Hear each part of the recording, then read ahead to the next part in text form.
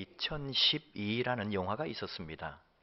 2009년에 개봉을 했는데 2012년에 지구가 멸망한다는 그런 영화였어요. 빙하가 녹고 물로 지구가 뒤덮이는 그런 재앙 영화가 있었는데 이 2012는 빙하가 아니라 지구 내부의 온도가 높아져서 지구 내부에 있는 물이 엄청나게 빠른 속도로 끓고 있다는 거죠. 이게 나중에 폭발을 하는 거죠. 지진이 일어나고 그래서 대륙이 다 뒤집어지고 그 무서운 지진으로 말미암아 온 세계가 쓰나미로 뒤덮이고 지구를 바다가 덮어버립니다. 어쨌든 2012년에 지구가 걷잡을 수 없는 재난을 당해서 멸망을 해요. 결론은 하나가 있는데 몇 명 살아남은 자들이 있습니다. 이 사람들이 우주선을 띄워서 우주로 날아가려고 했는데 실패하고 도리어 그냥 바다에 이제 떨어지게 되는 거죠. 그래서 우주선이 배가 되어 가지고 항해를 합니다. 노아의 방주처럼 세상을 구하는 배가 된 거예요. 대륙이 다 이제 뒤집어져 가지고 우리가 흔히 말하는 에베레스트 산, 이런 히말라야 산맥이 도리어 바닷속에 다 들어가 버리고 이 낮은 지대가 또 뒤집어 올라와 가지고 지구상의 가장 높은 곳이 남아프리카 공화국이 됩니다. 그리고 이 우주선 배는 이제 그 남아프리카 공화국을 향하여 항해를 하는 거죠. 살겠다고. 거기 가면 이제 육지를 만날 줄 믿고 이제 가는 거죠. 전 세계는 다 바다에 잠겨 있어요. 어쨌든지 이 재밌는 게 남아프리카 공화국을 향하여 이 우주선 배가 가는데 그냥 남아프리카 공화국만 바라보고 가는 게 아니란 말이에요. 이 배가 가고 있는 궁극적 목적지는 남아프리카 공화국의 희망봉이었습니다. 그리고 이 영화는 그 희망봉을 향하여 가는 우주선 배를 보여주면서 끝이 나는 거죠. 세상의 종말, 살아남은 이들이 바라보고 나아가는 곳, 오직 그것은 희망이었다. 이 메시지를 이 영화가 우리에게 보여줍니다. 희망은 우리의 영원한 가치고 희망은 우리의 가장 소중한 것입니다.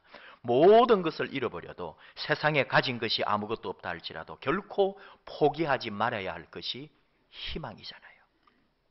희망이 무엇입니까? 희망은 소망입니다. 소망이 있으면 삽니다. 소망이 있으면 죽지 않습니다. 포기하지 않을 수 있습니다. 소망이 있으면 나는 다시 일어납니다. 우리의 소망이 예수 그리스도라는 사실을 아십니까? 예수님이 우리에게 있으면, 우리가 예수님을 바라보면 우리는 살 수 있습니다. 2700년 전 하나님께서 선지자 이사야를 통해서 메시아 예수 그리스도가 오실 것을 예언합니다. 예수님 오시기 700년 전이죠. 쉬운 성경으로 이사야 11장 말씀을 들어봅니다. 이새의 그루터기에서 한 싹이 나며 그의 뿌리에서 한 가지가 나와 열매를 맺을 것이다. 여호와의 영이 그에게 내릴 것이고 주의 영이 그에게 지혜와 총명과 분별력과 능력을 주시며 주를 알고 경외하게 하실 것이다. 그는 여호와를 경외하는 것을 즐거움으로 여길 것이고 겉모습만 보고 판단하지 않으며 사람들이 하는 말만 듣고 판결을 내리지 않을 것이다. 그는 가난한 사람들을 정직하게 재판하며 이 땅에 힘없는 사람들에게 공평한 판결을 내릴 것이다. 그는 사악한 사람들 위에서 통치하며 자기의 입김으로 그들을 멸할 것이다. 그는 정의와 성실을 허리띠처럼 두를 것이다. 언제인지는 모르지만 그날이 되면 메시아가 올 텐데 그때는 지금과 다르다는 거죠. 말씀 속에 그 당시의 사회적 상황과 그 형편이 어떠했는지를 짐작할 수 있습니다. 겉모습만 보고 판단합니다. 사람들이 하는 말만 듣고 판결을 굽게 합니다. 가난한 사람들이 재판장에서 억울하게 지고 또 힘없는 사람들에게 불공평한 판결이 내려졌습니다. 사악한 사람들이 통치했고 정의와 진실이 보이지 않는 시대였습니다. 하지만 이사야는 하나님이 열어주시는 영의 눈으로 보았다는 거죠. 하나님이 그의 영의 눈을 열어주셨습니다. 메시아가 오면은 모든 불의와 거짓과 악한 일들이 심판을 받고 하나님을 사랑하는 자, 이 세상에서 가난하고 약하고 병들고 힘없는 자들이 복과 은혜를 받게 될 것이다.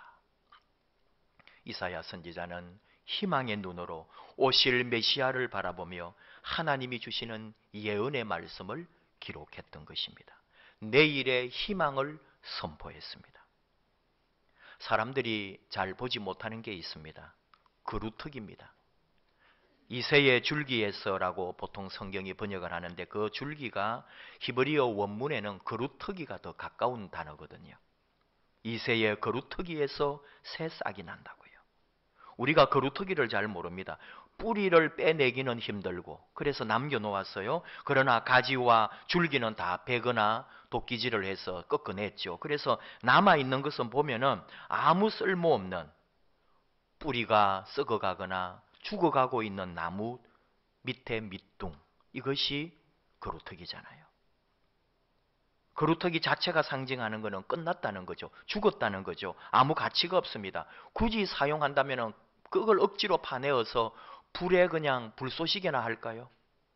아니면 그대로 썩어서 산에서 거름이 되겠죠. 그런데 그렇지 않다는 겁니다. 거루터기에서 싹이 납니다. 거기에서 줄기가 자랍니다. 그리고 다시 나무가 되는 거죠. 여러분도 혹 보시지 않았습니까? 죽은 줄 알았는데 다 썩어서 건드리면 폭삭 내려앉을 것 같은데 바로 그런 거루터기에서 새 순이 자라나고 있는 걸 본 적이 없습니까? 지금 유다 왕국이 무너지고 아무 힘이 없고 이렇게 하다가는 유다가 결국은 멸망할 거예요. 그러나 결코 죽은 것이 아니라 하나님께서 우리 안에 새 생명의 기운을 남겨놓았다는 말입니다. 그날이 오면 거루터기에서 새 싹이 나듯이 메시아가 오면 우리는 다시 일어날 것이다. 그분이 오면 우리의 모든 고통과 고난과 아픔과 상처는 사라지고 사랑과 정의가 꽃피는 나무가 될 것이다.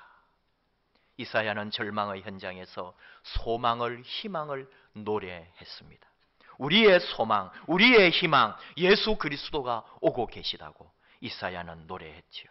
절망의 자리에서 꿈을 꾸고 고통의 자리에서 다시 희망을 본 예언자. 우리도 그럴 수 있다고 우리에게 주의 말씀을 예언하여 기록했습니다. 희망의 주님이, 희망의 메시아가 오고 있다고요. 바로 이 희망의 예수님이 오셔서 사역을 시작한 지 얼마 안 되어 자라나신 곳 나사렛에 가시지요. 회당에 들어가서 성경을 읽고 설명을 해줍니다. 누가복음 4장에 나오는 말씀인데 그때 예수님께서 회당에서 읽었던 말씀이 바로 이사야서 61장의 말씀이죠. 주의 성령이 내게 임하셨으니 이는 가난한 자에게 복음을 전하게 하시려고 내게 기름을 부으시고 나를 보내사 포로된 자에게 자유를, 눈먼 자에게 다시 보게 함을 전파하며 눌린 자를 자유롭게 하고 주의 은혜의 해를 전파하게 하려 하심이라 하였더라. 이 말씀을 읽을 때 그 권세 앞에 사람들이 놀랐다고 기록하고 있습니다. 이 말씀의 핵심도 바로 희망과 소망입니다. 예수님이 오신 이유는 죄와 죽음과 고통의 자리에 있는 수많은 사람들에게 자유와 치유와 생명을 주시겠다고, 우리를 새롭게 해주시겠다고 희망의 메시지를 선포하셨습니다. 오늘 하나님께서 우리에게 물으시는 거죠. 너희는 어느 것에, 어떤 것에 소망을 두고 희망을 두고 있느냐 하고요. 사도 바울은 말합니다. 항상 그가 부르심 입은 것에 대하여 기록할 때 이렇게 말합니다. 디모데전서 1장 1절 우리 구주 하나님과 우리 소망이신 그리스도 예수의 명령을 따라 그리스도 예수의 사도된 나 바울은 내가 하나님으로부터 부름받았는데, 내가 주님으로부터 사도로 부름받았는데 어떤 주님이시냐? 우리의 소망, 우리의 희망이신 예수 그리스도라고요. 나의 희망이신 그분이 나를 부르셔서 내가 그의 사도가 되었다고 고백합니다. 하나님은 시인을 통해서도 고백하십니다. 시편 42편 5절 내 영혼아 네가 어찌하여 낙심하며 어찌하여 내 속에서 불안해하는가? 너는 하나님께 소망을 두라. 그가 나타나 도우심으로 말미암아 내가 여전히 하나님을 찬송하리로다. 소망의 하나님을 바라보고 희망의 하나님을 바라보고 그러므로 도우심이 오는 줄 믿고 나는 하나님을 찬송하겠다고 고백하는 거죠. 시 146편 5절 야곱의 하나님을 자기의 도움으로 삼으며 여호와 자기 하나님에게 자기의 소망을 두는 자는 복이 있도다. 하나님에게 희망을 두는 자는 복이 있다고 말씀합니다. 희망의 하나님, 희망의 예수 그리스도. 성탄절 하면은 어디에서나 크리스마스 전등 장식을 빼놓을 수가 없지요. 우리 교회도 본당과 바깥에 빛으로 전등으로 성탄을 기다리며 장식했습니다. 이 빛이 상징하는 게 무엇일까요? 왜 촛불을 밝히고 예배를 드릴까요? 빛이신 예수님. 그 빛이 바로 소망의 빛, 희망의 빛입니다. 희망의 예수님을 기다리면서 빛을 밝히고 그 희망의 예수님을 사모하며 우리는 기다리고 있는 절기가 바로 대림절인 거죠. 오늘 주신 누가복음의 말씀도 소망과 희망의 주님을 기다리던 이들에 대한 이야기입니다. 성탄절 되면 빠지지 않는 이야기가 바로 양을 치는 목동들과 동방 박사들에 대한 이야기잖아요. 예수님 당시 이 목자들은 가난한 사람들의 상징이었습니다. 양을 치는 일은 가장 천한 일이었습니다. 팔레스타인에서는 4월에서 11월까지 들판에서 방목을 하고, 그래도 또 12월이 되면은 어쨌든 그렇게 춥지는 않아도 겨울이기 때문에 이제 좀 들어오기도 하지만은 춥지 않은 겨울은 그대로 머물기도 하는 거죠. 양을 약탈해 가는 사람들도 있고 또 밤중에 양을 잡아먹는 짐승들이 있기 때문에 항상 이 목동들은 밤새워서 방목지에서 양을 지켰습니다. 그리고 가까운 동굴 같은 데로 양을 끌고 가거나 자기들도 그 동굴 입구에서 잠을 청했던 거죠. 지금도 이스라엘에 가면은 목자들의 들판이라고 하는 곳으로 이 가이드들이 데리고 가는데, 참 옛날 그 시대에 목동들이 이런 곳에서 양을 키웠구나 하면은 이 가슴 한켠이 찡합니다. 이렇게 살았구나 하는 거죠. 이 양치기들은 유대사에서 천대를 당했을 뿐 아니라 종교적으로도 혜택을 받지 못했다는 거죠. 구약 성경에 의거해서 부정한 동물과 부정한 사람을 규정을 하는데, 이 유대인 사이에 뿌리 깊게 박혀 있는 게 짐승을 키우거나 짐승을 돌보는 사람들. 자기들도 사실은 유목민이었는데 그 유목민에서 이제는 가나안 땅에 정착해서 정착민 되었다고 그 사이에 유목 생활처럼 동물 키우고 짐승 키우는 사람들을 참 무시했던 거예요. 하나님이 선택한 사람들에서 제외된 자들로 여겼던 유대인들이에요. 이 유대인들 차별하는 걸 보면은 하루에 3번씩 드리는 휘몬의 에스레라고 하는 기도가 있거든요. 항상 3번씩 올려드리는 이 기도의 내용이 어떤 거냐 하면은, 하나님 나를 이방인으로 태어나지 않게 하시고 노예로 태어나지 않게 하시고 여자로 태어나지 않게 하시니 감사합니다. 이 기도문을 하루에 3번씩 올려드렸습니다. 하나님께서 그 기도를 들으셨을까요? 유대인들은 정통 유대인일수록 이런 노래를, 이런 기도를 아무렇지도 않게 자기들이 하나님으로부터 선택된 선민의식으로 기도하며 노래했던 거죠. 바로 이 양을 치는 목자들은 노예에 속해 있었습니다. 근데 여러분, 이게 참 의미가 있는 게 바로 이렇게 소외되고 이렇게 힘없고 천하게 여겨지는 목동들에게 메시아 예수 그리스도의 오심이 전파되었다는 거죠. 왜? 기다리며 소망 중에 희망을 가지고 메시아를 기다렸기 때문에 그 기다림의 사람들 안에 주님의 오심의 소식이 전해진 거예요. 동방의 박사들이 별을 따라 왔는데 이 사람들은 이방인들 아닙니까? 예수님을 알 수도 없는데 이 이방인들이 예수님의 오셨다는 별을 바라보고 6개월인지 몇 개월인지 모를 1600km의 페르시아에서 그 베들레헴까지 몇 개월 전에 그들은 그 별을 따라 찾아왔다는 거죠. 하나님은 그 별의 징조를 보고 유대의 왕이 세상을 구할 메시아가 왔구나 하는 걸 기다리며 바라본 사람에게 주님의 오심의 소식을 전해주었다는 거예요. 그런데 정작 이스라엘은 그걸 몰랐죠. 넓게 보면은 이스라엘이라고 하는 나라 자체가 여러분 노예 아닙니까? 식민지입니다. 로마라고 하는 거대한 제국의 다스림을 받는 식민지고, 그들이야말로 어떻게 보면은 세상으로부터 소외되고 강대국으로부터 눌리고 자유가 없는 식민지 노예 생활을 하고 있으면서도 진정 메시아를 기다리지 않았다는 거죠. 그 안에 이렇게 소외되고 약하고 힘없는 목동들이 주님의 오심을 기다렸다는 거예요. 어떻게 알 수 있습니까? 오늘 이 목자들이 양을 치고 있을 때 천사가 와서 다윗의 동네에 구주가 나셨다고 할 때 이들이 얼마나 좋아하고 기뻐하고 바로 이런 것을 기다렸기 때문에 16절에 빨리 가서 마리아와 요셉과 구유에 누인 아기를 찾았다는 거예요.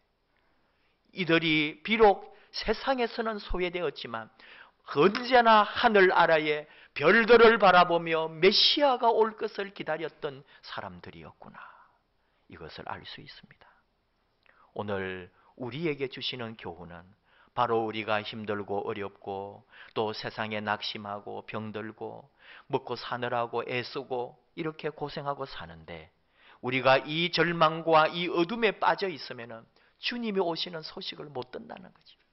희망을 가지고 있을 때, 소망을 가지고 있을 때, 열린 하늘을 바라보며 별들을 바라보며 주님을 사모할 때 우리에게도 주 예수의 오심의 기쁜 소식이 들려온다는 거죠. 희망을 버리지 않을 때, 빛을 찾고 있을 때, 빛을 바라볼 때 주님은 오십니다. 예수님 오실 때도 온종일 성전에 나와서 기도하면서 이스라엘의 위로와 회복을 기다리던 시므온과 안나와 같은 할머니가 바로 아기 예수를 영접하고 아기 예수를 만나고 아기 예수님 경배했던 사실을 우리가 알고 있습니다. 구약시대 3년 동안 메마른 가뭄에서 포기하지 아니하고 하나님의 약속의 말씀을 듣고는 그 말씀을 기다리면서 산에 올라가 비의 기운이 오는지 구름이 몰려오는지 먼 하늘을 바라보며 기도했던 엘리야에게 하나님의 응답은 임하고 비의 소식은 들려오게 되잖아요. 자신의 일상을 중지하고 그 먼 길을 달려온 별만 바라보고 온 동방 박사들, 그 사람들에게 주의 오심은 선포되고 주님을 영접하게 되는 놀라운 경험을 하게 된다는 거죠. 오늘 우리가 살아가는 세상에서 오늘 우리가 걸어가는 이 세상의 발걸음 가운데 낙심하지 아니하고 주님을 바라보고 희망을 가지고 있는 한 주님은 우리 가운데도 오십니다. 오늘 다윗의 동네에 너희를 위하여 구주가 나셨으니 곧 그리스도 주시니라. 바로 너의 삶에, 바로 너의 고난의 현장에, 바로 네가 걸어가는 그 삶의 자리에 네가 희망을 가지고 있을 때 그곳에 주님은 임하신다. 이 헤롯 왕이 살던 궁전은 지붕이 있으니까 별을 볼 수가 없겠지요. 그들은 하늘도 보지 않았을지도 모릅니다. 그러나 목동들은 들판에서 하늘을 바라보며 잠을 청하고 하늘의 별들을 바라보며 그 고난의 고통의 자리에서 메시아를 기다리지 않았겠어요? 바로 희망을 품고 하늘을 향하여 바라보았던 자들에게 주님은 오셨던 것입니다. 오늘 우리가 이 세상에 살면서 이 땅에 탄생하신 우리 예수님을 맞이할 때 바로 우리가 그 희망과 소망을 가지고 나아갑니다. 희망을 가지라고 주님은 우리에게 말씀하시는 거죠. 닫힌 지붕에서 별을 보지 못하는 자가 아니라 빈들에서 목자처럼 하늘을 바라보며 살라고 오늘 우리를 주님은 초청하십니다.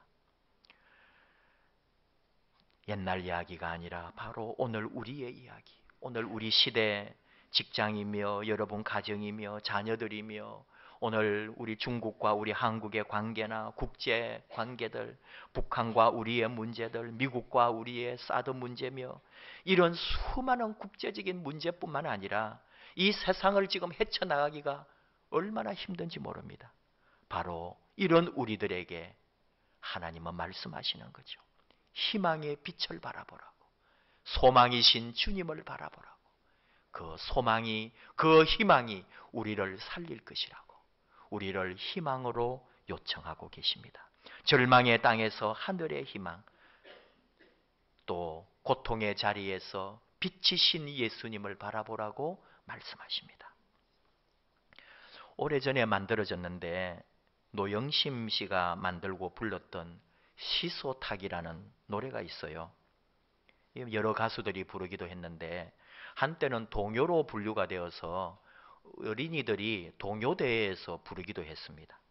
근데 지금은 가곡으로 분류되어서 이렇게 우리에게 남겨져 있는 아름다운 곡인데, 해진 저녁 텅 빈 골목을 너와 둘이 걷다가 어릴 적 추억으로 찾아낸 조그만 놀이터, 외등 하나 우리를 밝혀 작은 시소 타고 구름보다 더 높이 올라가지요. 네가 별을 따오거든 난 어둠을 담아 올게. 너의 별이 내 안에서 반짝일 수 있도록 너의 미소가 환히 올라 달로 뜬다면 너를 안아 내 품은 밤이 돼야지. 네가 별을 따오면은 나는 어둠을 가지고 오겠다고. 왜? 너의 별이 내 안에서 빛나도록. 이 얼마나 갸륵하고 아름다운 마음인지요. 너의 별이 내 안에서 빛나도록. 저는 이것을 주님이 우리에게 주는 노래로 받았습니다. 별이신 주님이, 빛이신 주님이 우리 안에 오셔서 도리어 우리를 빛나게 하시고 우리 안에서 자신의 그 빛을 더 바라게 하시고 우리를 아름답게 하시려고 주님이 마치 우리에게 오신 것처럼 그 노래로 제가 받았던 거죠. 목이 좋으면 여러분에게 불러드리려고 했는데,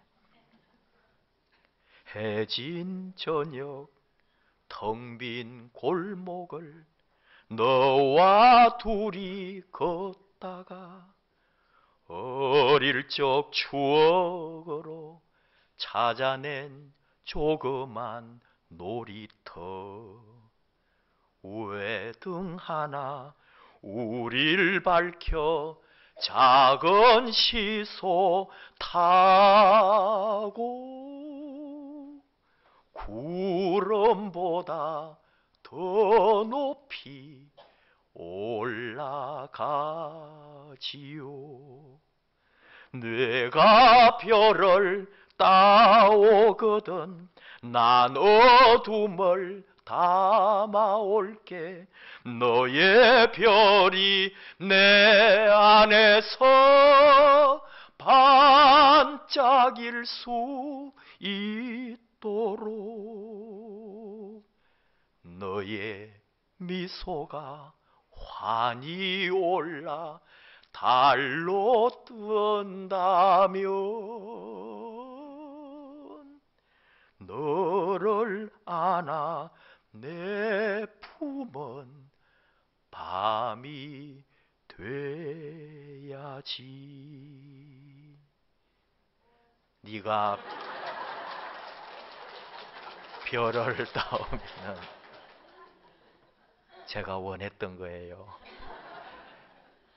참, 주님이 별이신데, 주님이 빛이신데, 주님이 우리 안에서 더 빛났으면, 근데 주님은 도리어 우리를 더 빛나게 해주시려고.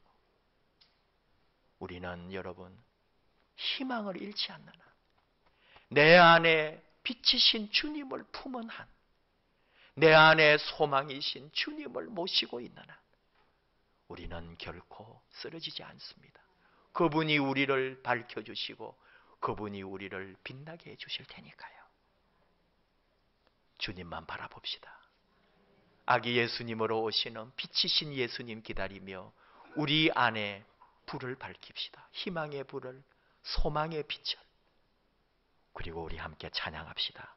예수 열방의 소망, 예수 어둠 속의 빛, 우리의 모든 것 되시는 우리 주님, 우리의 소망, 우리의 희망, 우리의 빛이신 예수님을 찬양합니다. 예수 열방의 소망.